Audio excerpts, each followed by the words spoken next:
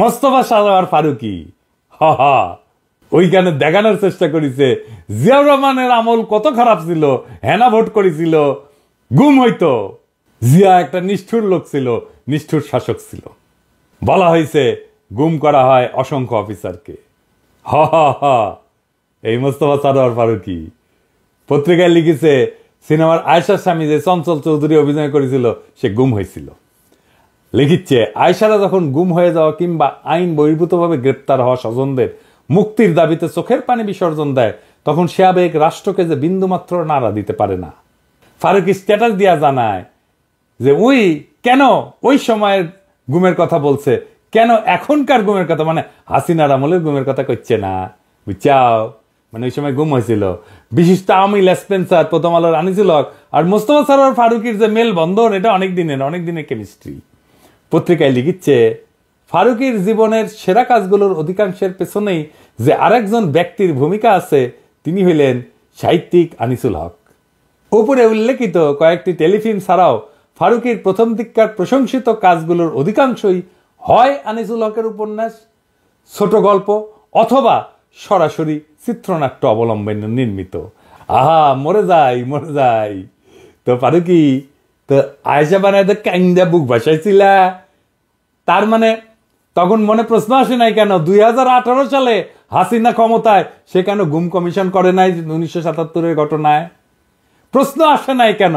মনে প্রশ্ন আসে নাই কারণ সে সিআরআই এর ভাড়া খাটতে গেছিল। ফারুকী তখন সিআরআই টাকা দিছিল, তো বুঝলাম সেটা কও নাই তখন। এখন একটা গুম কমিশন হয়েছে, এই প্রফেসর ইউনূসের সরকার, তুমি যে সরকারের মন্ত্রী হয়েছো, ক্যাবিনেটে বসো, সেই সরকার করেছে। সেই 1977 সালের গুমের তদন্ত কেন করতে বলো না সেই গুম কমিশনকে? এখন তো তুমি ক্ষমতাবান, কও ক্যাবিনেটে কও, একটা সৎ উদ্যোগ হইতে পারে, সিনেমা বানাইতে পারো, ক্যাবিনেটে বসতো কবে না যে গুম কমিশন হয়েছে 1977 সালে, গুমের বিচার করো, তদন্ত করো। এখন আবার সে কইবে না, কারণ সিআরআই তো টাকা দিবে না। চালাক মানুষ, এই অতি চালাক মানুষকে কে পছন্দ করলো? হ্যাঁ, অনেকে মনে করে আসিফ নজরুল। হ্যাঁ, না সেটা ঠিক না, কে আসেন সেটা দেখি। মোস্তফা সারোয়ার ফারুকীকে আসিফ নজরুল সিলেক্ট করে নাই, মানে যত দোষ নন্দ গোষ্ঠ যা হয় সব আসিফ নজরুলের কাঁধে চাপে। ইনফ্যাক্ট মোস্তফা সারোয়ার ফারুকীর সিলেকশনের সময় আসিফ নজরুলের ভূমিকাই ছিল না কোনো। এইটা আমার নিজস্ব অনুসন্ধানে পাওয়া গেছে, আমার নিজস্ব অনুসন্ধানে বাইরে হয়েছে সেই নাম যে এই মোস্তফা সারোয়ার ফারুকীর ঘৃণিত নামটা প্রস্তাব করছিল। কে সেটা? সে হইতেছে রেজওয়ানা হাসান, সুন্দরী কোটা হওয়া উপদেষ্টা। সামেসি করে কাম সাইরে নিল। আসিফ নজরুল খাইলো গ্যাল খায় ভূত হয়ে গেল, আর সে মহা আনন্দে কাম সাইরা ঠাসি খায় বসে আছে। দেখিস কেমন চালাক, চালাকের চালাক। এই রেজওয়ানা হাসান মিশন নিছে ইন্ডিয়ান ইন্টারেস্ট বাংলাদেশে প্রতিষ্ঠা করবে। মোস্তফা সারোয়ার ফারুকীর কেস সাকসেসফুলি করার পরে সে আত্মবিশ্বাসী হয়ে উঠছে, এই কাজে আরো অগ্রসর হয়েছে। দেখেন নিউজটা কি কইছে, ভারতের সঙ্গে সম্পর্কের ছায়া দুই দেশের স্বার্থেই দূর করতে হবে। তো কন্ত রেজওয়ানা কি পররাষ্ট্রমন্ত্রী না প্রধান উপদেষ্টা? সে তো পরিবেশ মন্ত্রী, তাও ভারতের সাথে সম্পর্ক নিয়ে কথা বলার কুরকুরানি কেন? আমি তো এমনি গেলাই না, সে কথা বলতে গেছে পরিবেশ নিয়ে, পররাষ্ট্র নীতি নিয়ে কথা বলার দরকার কি? এখন কবে সাংবাদিকরা প্রশ্ন করেছে, কি করব? সাংবাদিক প্রশ্ন করলে বলবে এটা আপনারা পররাষ্ট্র উপদেষ্টারা জিজ্ঞেস করেন, কিন্তু সেটা তো করবে না, কারণ এই মিশন তো তার নিজের মিশন। আপনাদের মনে আছে ইলিশ মাছ কেন ইন্ডিয়া পাঠানো হইলো, সেটা নিয়েও সে বয়ান দিতে আসছিল। এই যে শুনেন, যারা এই ইলিশটা চাচ্ছেন তারাও কিন্তু এই বৈষম্য বিরোধী ছাত্র আন্দোলনে ওই পারে থেকে অনেক সমর্থন দিয়েছেন, সেটা আমরা সকলে দেখেছি। কেন সে কি বাণিজ্য নাকি মৎস্য মন্ত্রী? এমন কইতে পারেন সে তো ব্রিফিং করে সরকারের পক্ষে, মেনে নিলাম। এই দুই ইন্ডিয়া সংক্রান্ত বক্তব্য কি সরকারি ব্রিফিং টাইমে কইছে? কয় নাই, বলছে নিজস্ব ক্যাপাসিটিতে, নিজস্ব টাইমে ওর পাংখা গজাইছে। কইছে না যদি রাজনীতিবিদরাই সংস্কার করে তাহলে 53 বছর তারা কি করেছেন? হ্যাঁ, তার মানে 53 বছর কোনো সংস্কার হয় নাই। হ্যাঁ, ওই সংস্কার বুঝে চিন্তা করেন, সংস্কার হয় নাই। 80-র দশকে যে বাজারমুখী অর্থনীতি গ্রহণ করা হলো নীতি হিসাবে, এটা সংস্কার না?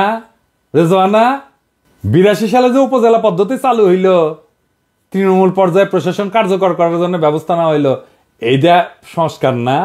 সিটি কর্পোরেশন হইল, ঢাকা চট্টগ্রাম সহ বড় শহরগুলোতে সিটি কর্পোরেশনের কার্যক্রম চালু হইল, এটা সংস্কার না স্থানীয় সরকারের?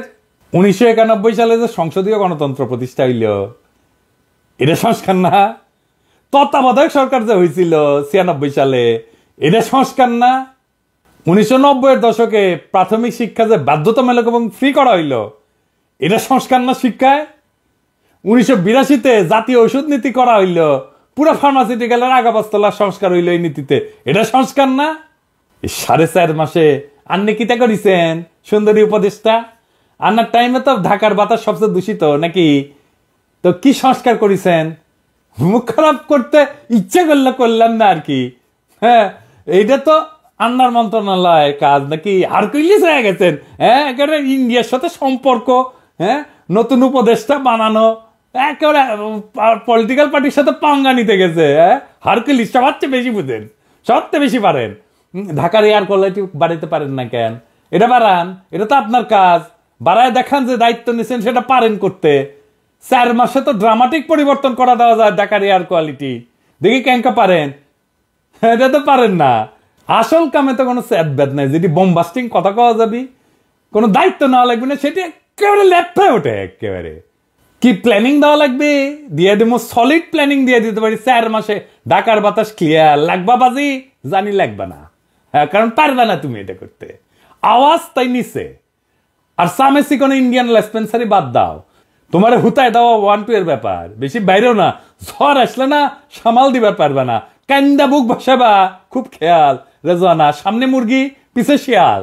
বাংলাদেশে চলতেছিল কাজল রানীর গুমের ঘটনা, একের পর এক। গুম থেকে ফিরে আসার জানাচ্ছে আয়না ঘরের গল্প। সারা দুনিয়ার মানবাধিকার সংস্থা থেকে প্রবল চাপ হাসিনা সরকারের উপরে এইসবের একটা গ্রহণযোগ্য তদন্ত করার। দেশে তৈরি হইল এক শক্তিশালী সংগঠন, মায়ের ডাক। হাসিনার সামনে তখন 2টা কাজ। বিদেশিদের বুঝানো, দেখো গুম বাংলাদেশে নতুন না, এই যে জিয়াউর রহমানের আমলে গুম হয়েছিল, অনেক অনেক অনেক অনেক খোঁজই পাওয়া যায় নাই, তদন্তও হয় নাই। বাংলাদেশের মতো দেশে এটা করা যায় না বাবা, এত চাপাচাপি কইরো না। আর 2 নম্বর হইতেছে দেশে দেখানো, গুম তো জিয়া করছে, বিএনপি করছে, আমরা করলেই দোষ। তৈরি হইল মায়ের কান্না নামের সংগঠন। ওই যে পিটার হাসের সাথে গুতাগুতি করতে গেছিল না, ওই যে ওইটা। বিশিষ্ট সাংবাদিক তাসনিম খলিল ফতোয়া দিল জিয়ার আমলে এটা গুমই। তো তাসনিম খলিল এখন তো গুম কমিশন হয়েছে, তো এই গুমের কেন তদন্ত করে না গুম কমিশন? যাই হোক, আজ এইবার দেখি জিয়ার আমলে কি গুম হয়েছিল। গুম বইলা যেটা চালানোর চেষ্টা করে, সেটা আসলে একটা সেনা বিদ্রোহ। 1977 সালে বিমান বাহিনীতে বিদ্রোহ হয়। তারিখটা 2 সেপ্টেম্বর। একই মাসে বগুড়া ক্যান্টনমেন্টে 30 সেপ্টেম্বর সেনাবাহিনীর সিগন্যাল কোর বিদ্রোহ করে। 2 অক্টোবর ভোরবেলা আর্মি ফিল্ড সিগন্যাল ব্যাটালিয়নের শেখ আব্দুল লতিফ একটা ক্র্যাকার ছুড়ে এবং রাইফেলের গুলি ছুড়ে। এটা পুরো পরিকল্পিত সংকেত। এই সংকেত শুই না শত শত সৈন্য তাদের ব্যারাক থেকে বেড়ায় অস্ত্রাগার লুট করে। এইটা একটা শাস্তিযোগ্য অপরাধ। এই সৈন্যদের সাথে শীঘ্রই পাশের কুর্মিটলা বিমান ঘাটের কয়েকশো বিমান কর্মী যোগ দেয়। প্রায় ভোর রাতে কেন্দ্রীয় অর্ডিন্যান্স ডিপোতে প্রায় 700 সৈন্য এবং বিমান কর্মীরা আক্রমণ করে, যারা অস্ত্র এবং গোলাবারুদ লুট করে। সেনানিবাসে অব্যাহত সশস্ত্র বিপ্লবের আহ্বান জানায় লিফলেট ছড়ায় দেওয়া হয় সৈনিকদের মাঝে। সকাল 5টায় রেডিও স্টেশন দখল করে বিমান বাহিনীর সৈনিকেরা, যারা একটা বিপ্লবী সরকার গঠনের ঘোষণা করছিল। বিমান বাহিনীর সার্জেন্ট আফসার ঘোষণা করলো একটা বিপ্লব হয়েছে, দেশ পরিচালনার জন্য একটা বিপ্লবী পরিষদ গঠন করা হয়েছে এবং এই আফসার সে বিপ্লবী পরিষদের প্রধান। এমনকি নিউ ইয়র্ক টাইমসেও এই বিদ্রোহের খবর, রেডিও সেন্টার দখলের খবর এবং সেনাবাহিনীর বিপ্লবী পরিষদ গঠনের খবর এইটা প্রকাশিত হয়েছিল। এবং এই বিদ্রোহের সময় 11 জন বিমান বাহিনীর কর্মকর্তা নিহত হয়। শুধু তাই না, একজন বেসামরিক বিমান বাহিনীর কর্তার সন্তান নিহত হয়। Group captain Ras Masud, group captain Ansar Ahmed Chowdhury, wing commander Anwar Sheikh, squadron leader Matin, flight lieutenant Shawkat Jan Chowdhury, flight lieutenant Salauddin Mohammad, flying officer Mahbul Alam, flying officer Akhtaruzzaman, pilot officer MH Ansar, pilot officer Nazrul Islam, pilot officer Shariful ইসলাম।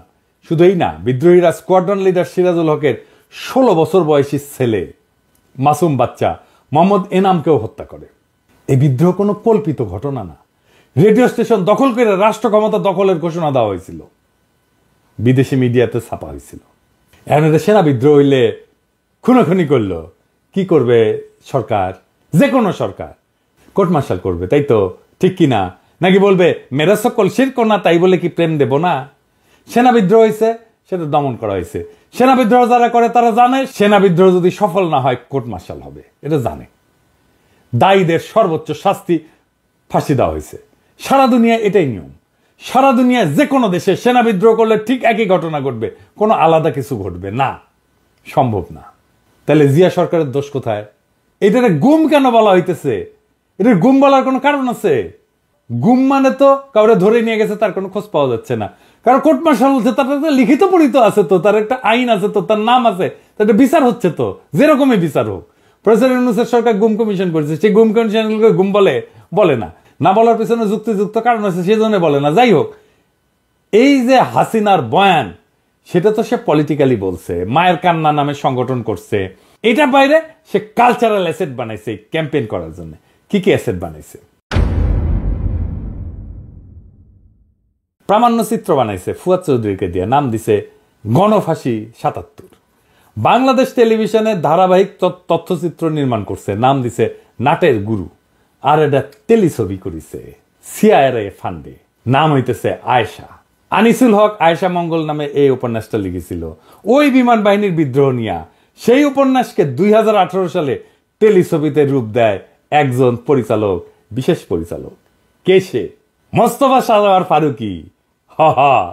ওইখানে দেখানোর চেষ্টা করেছে জিয়াউর রহমানের আমল কত খারাপ ছিল, হেনা ভোট করেছিল, গুম হইতো। জিয়া একটা নিষ্ঠুর লোক ছিল, নিষ্ঠুর শাসক ছিল। বলা হয়েছে গুম করা হয় অসংখ্য অফিসারকে। এই মোস্তফা সারোয়ার ফারুকী পত্রিকায় লিখেছে সিনেমার আয়েশার স্বামী যে চঞ্চল চৌধুরী অভিনয় করেছিল সে গুম হয়েছিল। লিখিচ্ছে আয়েশারা যখন গুম হয়ে যাওয়া কিংবা আইন বহির্ভূতভাবে গ্রেপ্তার হওয়া স্বজনদের মুক্তির দাবিতে চোখের পানি বিসর্জন দেয়, তখন সে আবেগ রাষ্ট্রকে যে বিন্দুমাত্র নাড়া দিতে পারে না। ফারুকী স্ট্যাটাস দিয়া জানায় যে ওই কেন ওই সময়ের গুমের কথা বলছে, কেন এখনকার গুমের কথা, মানে হাসিনার আমলের গুমের কথা করছে না, বুঝছাও? মানে ওই সময় গুম হয়েছিল বিশিষ্ট আওয়ামী লেসপেন্সার প্রথম আলোর আনিসুল হক আর মোস্তফা সারোয়ার ফারুকীর যে মেল বন্ধন, এটা অনেক দিনের কেমিস্ট্রি। পত্রিকায় লিখিচ্ছে ফারুকীর জীবনের সেরা কাজগুলোর অধিকাংশের পেছনেই যে আরেকজন ব্যক্তির ভূমিকা আছে, তিনি হইলেন সাহিত্যিক আনিসুল হক। উপরে উল্লেখিত কয়েকটি টেলিফিল্ম ছাড়াও ফারুকীর প্রথম দিককার প্রশংসিত কাজগুলোর অধিকাংশই হয় আনিসুল হকের উপন্যাস, ছোট গল্প অথবা সরাসরি চিত্রনাট্য অবলম্বনে নির্মিত। মরে যাই।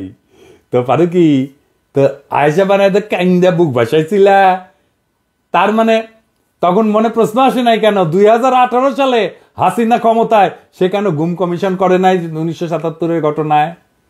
প্রশ্ন আসে নাই কেন? মনে প্রশ্ন আসে নাই কারণ সে সিআরআই এর ভাড়া খাটতে গেছিল। ফারুকী তখন সিআরআই টাকা দিছিল, তো বুঝলাম সেটা কও নাই তখন। এখন এটা গুম কমিশন হয়েছে। এই প্রফেসর ইউনূসের সরকার, তুমি যে সরকারের মন্ত্রী হয়েছো, ক্যাবিনেটে বসো, সেই সরকার করেছে। সেই 1977 সালের গুমের তদন্ত কেন করতে বলো না সেই গুম কমিশনকে?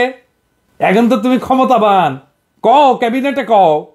এটা সৎ উদ্যোগ হইতে পারে, সিনেমা বানাইতে পারো, ক্যাবিনেটে বসতো কবে না যে গুম কমিশন হয়েছে 1977 সালে, গুমের বিচার করো, তদন্ত করো।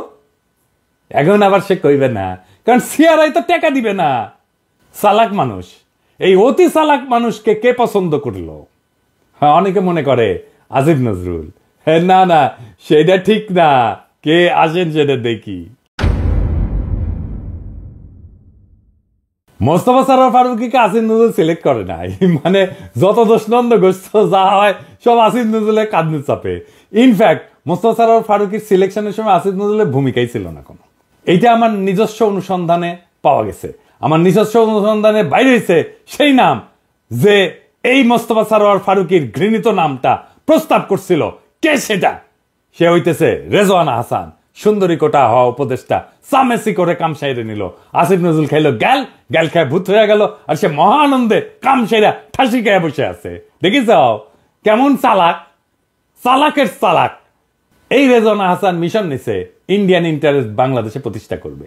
মোস্তফা সরোয়ার ফারুকীর কেস সাকসেসফুলি করার পরে সে আত্মবিশ্বাসী হয়ে উঠছে, এই কাজে আরো অগ্রসর হয়েছে। দেখেন নিউজটা কি কইছে, ভারতের সঙ্গে সম্পর্কের ছায়া দুই দেশের স্বার্থেই দূর করতে হবে। তো কন্ত রেজওয়ানা কি পররাষ্ট্রমন্ত্রী না প্রধান উপদেষ্টা? সে তো পরিবেশ মন্ত্রী, তাও ভারতের সাথে সম্পর্ক নিয়ে কথা বলার কুরকুরানি কেন? আমি তো এমনি এমনি গেলাই না, সে কথা বলতে গেছে পরিবেশ নিয়ে, পররাষ্ট্র নীতি নিয়ে কথা বলার দরকার কি?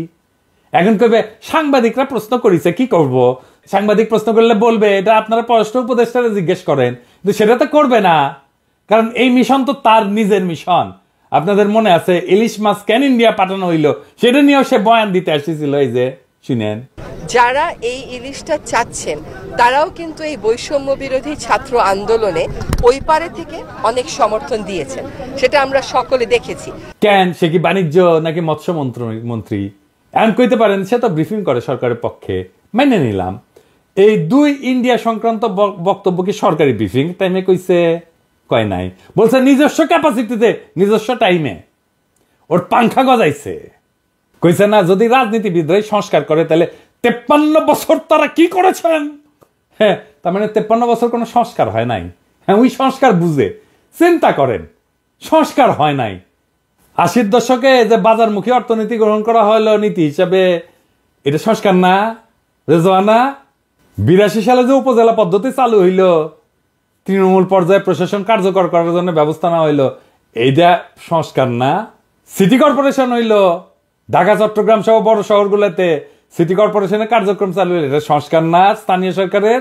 1991 সালে যে সংসদীয় গণতন্ত্র প্রতিষ্ঠা হইল, এটা সংস্কার না? তত্ত্বাবধায়ক সরকার যে হয়েছিল 96 সালে, এটা সংস্কার না? 1990-এর দশকে প্রাথমিক শিক্ষা যে বাধ্যতামূলক এবং ফ্রি করা হইল, এটা সংস্কার না শিক্ষায়? 1982-তে জাতীয় ঔষধ নীতি করা হইল, পুরো ফার্মাসিউটিক্যালের আগাবাস্তলা সংস্কার হইল এই নীতিতে, এটা সংস্কার না? 4.5 মাসে আন্নে কিতা করিছেন সুন্দরী উপদেষ্টা? আন্নার টাইমে তো ঢাকার বাতাস সবচেয়ে দূষিত নাকি? তো কি সংস্কার করিছেন? মুখ খারাপ করতে ইচ্ছে করলে করলাম না আর কি। হ্যাঁ, এইটা তো আন্নার মন্ত্রণালয় কাজ নাকি? আর কইলিস হয়ে গেছেন। হ্যাঁ, একেবারে ইন্ডিয়ার সাথে সম্পর্ক, হ্যাঁ, নতুন উপদেষ্টা বানানো, একেবারে পলিটিক্যাল পার্টির সাথে পাঙ্গা নিতে গেছে। হ্যাঁ, হারকুলিস সবচেয়ে বেশি বুঝেন, সবচেয়ে বেশি পারেন। ঢাকার এয়ার কোয়ালিটি বাড়াইতে পারেন না কেন? এটা বাড়ান, এটা তো আপনার কাজ। বাড়ায় দেখান যে দায়িত্ব নিচ্ছেন, সেটা পারেন করতে। 4 মাসে তো ড্রামাটিক পরিবর্তন করা দেওয়া যায় ঢাকার এয়ার কোয়ালিটি। দেখি কেনকা পারেন? এটা তো পারেন না। আসল কামে তো কোনো স্যাদব্যাদ নাই, যেটি বোমবাস্টিং কথা কওয়া যাবি, কোনো দায়িত্ব নেওয়া লাগবে না, সেটি একেবারে লেপে ওঠে। একেবারে কি প্ল্যানিং দেওয়া লাগবে? দিয়ে দেবো, সলিড প্ল্যানিং দিয়ে দিতে পারি। 4 মাসে ঢাকার বাতাস ক্লিয়ার। লাগবা বাজি? জানি লাগবে না। হ্যাঁ, কারণ পারবে না তুমি এটা করতে। আওয়াজ তাই নিচে। আর সামেসি কোনো ইন্ডিয়ান লেসপেন্সারি বাদ দাও, তোমার হুতায় দেওয়া 1-2 এর ব্যাপার, বেশি বাইরেও না। ঝড় আসলে না সামাল দিবার পারবে না, কান্দা বুক ভাসাবা। খুব খেয়াল রেজওয়ানা, সামনে মুরগি পিছে শিয়াল।